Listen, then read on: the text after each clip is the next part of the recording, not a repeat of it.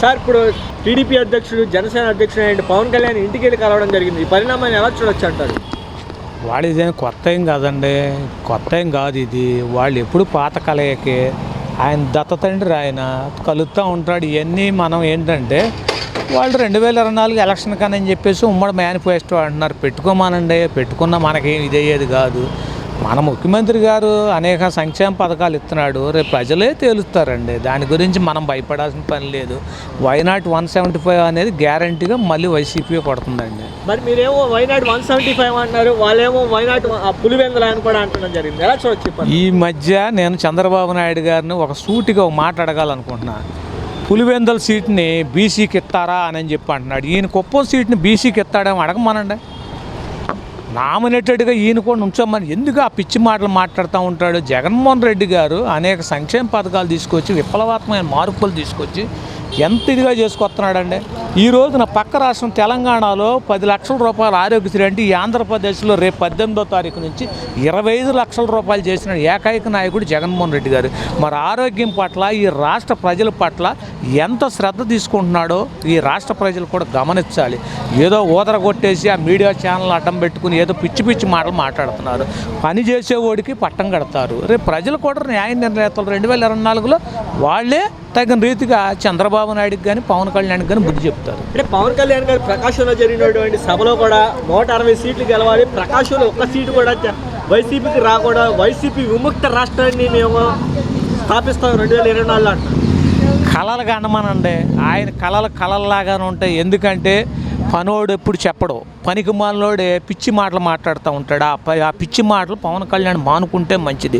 ఎప్పుడైనా అరిసే కుక్క కరవదు అంటారు.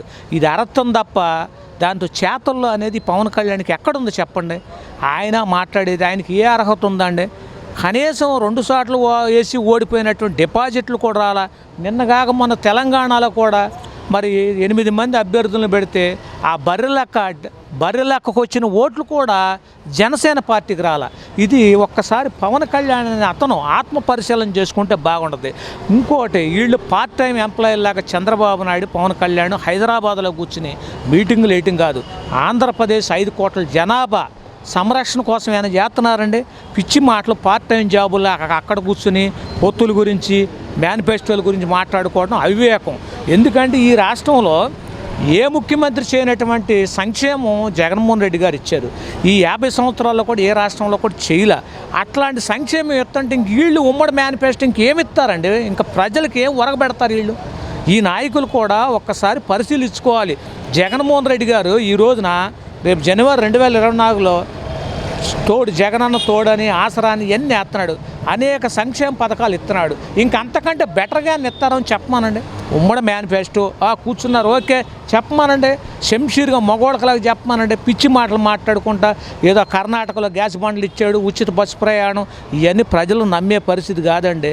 అనేక రకాలుగా జగన్మోహన్ రెడ్డి గారు ప్రజలందరూ శ్రేయస్సు కోసం సంక్షేమం ఇచ్చుకుంటా రాష్ట్రాన్ని అభివృద్ధి పదంలో గాడిలో పెట్టుకుని నడిపించుకుంటా ఈ 4.5 సంవత్సరాల్లో కూడా ఎంతో చేశాడు జగన్మోహన్ రెడ్డి గారు.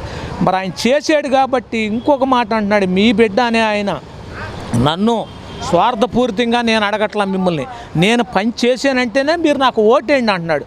ఆ దమ్ము ధైర్యం ఈ పవన్ కళ్యాణ్కి కానీ చంద్రబాబు నాయుడుకి ఉందా? చెప్పుకోవటానికి కూడా వీళ్ళ దగ్గర ఒక మాట అనేది లేదు. ఎందుకంటే 3 సార్లు ముఖ్యమంత్రిగా చంద్రబాబు నాయుడుకి అవకాశం ఇస్తే ఏం సంక్షేమం ఇచ్చాడు, ఏం అభివృద్ధి చేశాడు? ఈ రాష్ట్రాన్ని అప్పుల పాలు చేసేసి వదిలేసి వెళ్ళి అక్కడ హైదరాబాద్లో కూర్చున్నాడు. అది ప్రజలందరూ కూడా చూస్తూనే ఉండారు. ఏదో వచ్చేసి మాటలు మాట్లాడటం అది కరెక్ట్ కాదు. ఎందుకంటే ఈ పవన్ కళ్యాణ్ ఉన్నాడు, అతను కూడా తెలుసుకుని రాజకీయ పరిజ్ఞానంతో ఆలోచిస్తే మంచిదని నా ఆలోచన అండి. సార్ ఇప్పుడు జనసేన టీడీపీ సమావేశం చంద్రబాబు నాయుడు కలవడం జరిగింది. ఈ వైసీపీ విముక్త రాష్ట్రాన్ని పరిపాలిస్తామంటున్నారు. ఎన్ని సీట్లు ఇచ్చే అవకాశం ఉన్నాయి అంటారు జనసేన?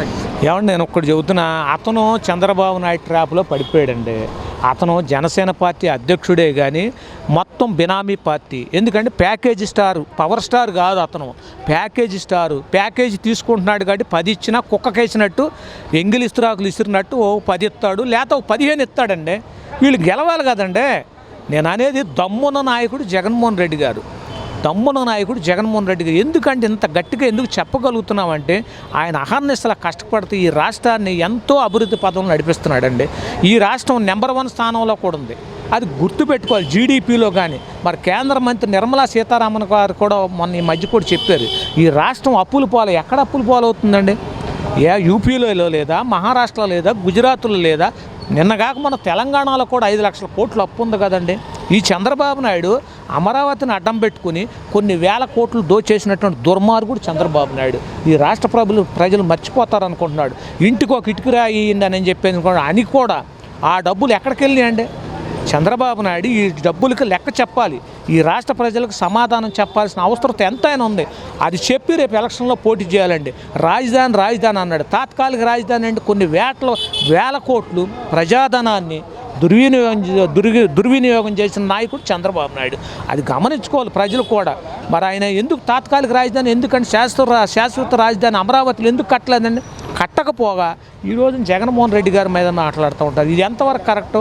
అది ప్రజలు కూడా ఆలోచిస్తున్నారు. రేపు 2024లో కూడా తగిన రీతిగా ఆయన బుద్ధి చెప్తారండి. అది ఓకే. ఇప్పుడు ఫైనల్గా లోకేష్ గారి పాదయాత్ర కూడా ముగింపు వచ్చేసింది అంటున్నారు. 3000 కిలోమీటర్లు తిరిగి లోకేష్ గారు అంటున్నాడు. మరి దీని మీద ఎలా ఉండబోద్ది అంటే పవన్ కళ్యాణ్, చంద్రబాబు నాయుడు అలాగే లోకేష్ ఒకే స్టేజ్ మీద ఉండబోతున్నారంట. దీని మీద ఈ ప్రభావం రాష్ట్రం మీద ఎంతవరకు పడే అవకాశం ఉంది? మీరు ఒక్కటే పెట్టుకోండి, ఏదో ఏదో చేస్తుంటే తుస్సుమన్నట్టు ఇది మీరు రాసి పెట్టుకోండి. 3132 కిలోమీటర్లు తిరిగా యువగాళం పాదయాత్రలో సాధకబాద్ ఏం చూసాడు? ఆయన ఒళ్ళు కరిగించుకోమనండి. ఇప్పుడు ఆ రోజు పాదయాత్రలో ఏదైతే లావు ఉన్నాడో ఈ రోజుకి అదే ఉన్నాడు. ఏమంటే ఈ రోజున 100 దరిదాపు 2 నెలల పాటు ఆ ఢిల్లీ చుట్టూ చక్కర్లు కొట్టిన నాయకుడు లోకేష్. ఈయన ఎక్కడ చేశాడండి పాదయాత్ర? నాకు తెలియగడుతున్నాను. ఏ నియోజకవర్గంలో చేశాడు, ఏ జిల్లాలో చేశాడు? కార్యకర్తలు ఇప్పుడు ఆ తెలుగుదేశం కార్యకర్తలు కూడా ఆత్మ పరిశీలన చేసుకోవాలి. లోకేష్ ఎక్కడ చేశాడని పాదయాత్ర? అంకిల్గా రాసుకోవటం, ఏదో భారీ బహిరంగ సభ పెట్టంగానే ఈయనకు వచ్చేస్తారండి. పవన్ కళ్యాణ్కి కూడా వస్తారు. కానీ రేపు ప్రజాక్షేత్రంలో వాళ్ళు ప్రజలు అనేవాళ్ళు నాయకుడిని ఎన్నుకుంటారండి. ఆ నాయకత్వ లక్షణాలు ఉన్నది జగన్మోహన్ రెడ్డి గారికి. ఇది ఎందుకు చెప్పగలుగుతున్నానంటే దమ్మున నాయకుడు జగన్మోహన్ రెడ్డి గారండి. ఆయన ఈ రోజున నియోజకవర్గాల వారికి కూడా ప్రక్షాళన చేస్తున్నాడు. ఎందుకు చేస్తున్నాడు? పార్టీలకి మన పార్టీని మన నాయకుల మీద నమ్ముకుంటే కాదు, క్షేత్రస్థాయిలో కూడా కార్యకర్త లబ్ధిదారుడు సంతోషంగా ఉన్నాడా లేదని కూడా చూసి ఈ రోజున నియోజకవర్గాల్లో కూడా ఇన్ఛార్జీలను కూడా మారుతున్నాడు. ఎందుకు మారుతున్నాడు? మరి వాళ్ళకలాగానే ఉండొచ్చుగా, ప్యాకేజీ తీసుకుని డబ్బులు తీసుకొని సీట్లు ఇవ్వచ్చు కదా. జగన్మోహన్ రెడ్డి గారు అట్ట ఇవ్వట్లా. అలాగే బడుగు బలహీన వర్గాలకు కూడా ఎంత ప్రాధాన్యత ఇస్తున్నాడండి జగన్మోహన్ రెడ్డి గారు. ఇది ఆ కళ్ళు లేని వాళ్ళని వాళ్ళు చూసుకోవాలండి. ఈ రోజున సమన్యాయం అని అంటే అది చేసింది జగన్మోహన్ రెడ్డి గారు. ఎస్సీలకి, బీసీలకి, మైనారిటీలకి అన్ని కులాల కూడా సమన్యాయం చేసింది జగన్మోహన్ రెడ్డి గారు. ఈ పనికిమాలోడు పవన్ కళ్యాణ్ కానీ ఈ చంద్రబాబు నాయుడు తెలుసుకుంటే బాగుంటుంది. ఆయన ఏ రోజన్నా ఏ సామాజిక వర్గం అన్ని కులాలకు సమన్యాయం చేశాడు చంద్రబాబు నాయుడు? చెయ్యకపోగా ఆయన సామాజిక వర్గాన్ని పక్కన పెట్టుకుని వాళ్ళకి మంత్రి పదవులు, వాళ్ళ కాంట్రాక్టర్లు, వాళ్ళ బెనామీలు వాళ్ళు బాగుపడ్డారు తప్ప సామాన్య మధ్యతరగతోడు నేను ఈ పార్టీని నమ్ముకునుండా, నాకు ఈ పార్టీ న్యాయం చేసిందని గుండె మీద చేసుకుని తెలుగుదేశం పార్టీలో ఎవరైనా ఉండారో చెప్పమనండి. ఏ కాడకి అంత కార్పొరేట్ అయింది. ఎన్ఆర్ఐలు జగన్మోహన్ రెడ్డి గారు అటు చేయట్లా. ప్రతి పేదవాడు ఇప్పుడు నందిగాం సురేష్ గారు ఉండారండి. ఆయన పరిస్థితి మాకు తెలుసు. ఎస్సీ సామాజిక వర్గం. మరి ఆయన తీసుకొచ్చి ఎంపీని చేశాడు. అది జగన్మోహన్ రెడ్డి గారి లక్షణం. అది పుట్టక నుంచి వస్తుందండి. పెంపకం రాజశేఖర రెడ్డి గారి పెంపకంలో కూడా ఆ పెంపకంలో ఉంది కాబట్టి జగన్మోహన్ రెడ్డి గారు తండ్రికి దగ్గ తనయుళ్లాగా ఈ రోజున రాష్ట్రాన్ని సస్యశ్యామలంగా పరిపాలన చేస్తా ముందుకు తీసుకెళ్తున్నాడు. రేపు రాబోయే 2024లో కూడా ఇంకా 2 నెలలు 3 నెలలు ఉందండి. తప్పకుండా మళ్ళీ 175కి 175 కొడతాడండి. రాసి పెట్టుకోండి. మరి ఇప్పుడు పార్టీలో పోటీ చేయడానికి సిద్ధంగా లేరు, ఓడిపోతారని తెలిసే అక్కడ వాళ్ళని అక్కడ మారిస్తే చల్లని కాయని అక్కడైతే ఇక్కడైతే చంద్రబాబు నాయుడు అంటున్నారు. ఇప్పుడు నేను ఒకటే చెప్పాను మీ మీడియా ద్వారా కూడా, జగన్మోహన్ రెడ్డి గారు స్వార్థపూరితంగా రాగద్వేషాలు ఆయన ఒక్కటే మనసులో పెట్టుకుంటే నన్ను నమ్మాడు. నన్ను నమ్మినప్పుడు పోయినసారి నాకు ఎమ్మెల్యే సీట్ ఇచ్చాడండి.